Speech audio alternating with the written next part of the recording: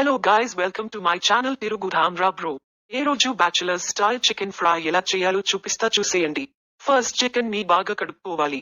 తరువాత ఉప్పు, కారం, లైట్ గా పసుపు, అల్లం వెల్లుల్లి పేస్ట్, మసాలా, కరివేపాకు ఇవి అన్ని వేసుకుని బాగా కలుపుకొని ఫ్రిడ్జ్ లో పెట్టుకోవాలి.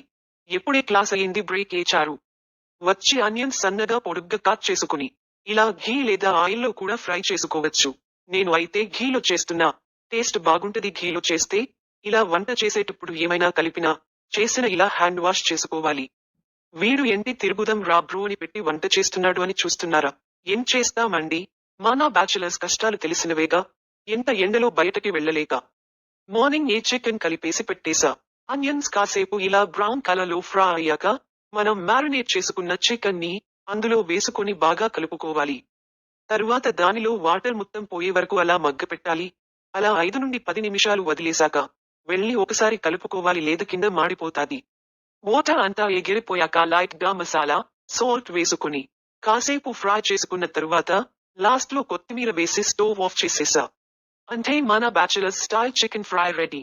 నేను కొంచెం గ్రేవీ ఉండేలా చేసుకున్నా, నాకు అలా ఇష్టం.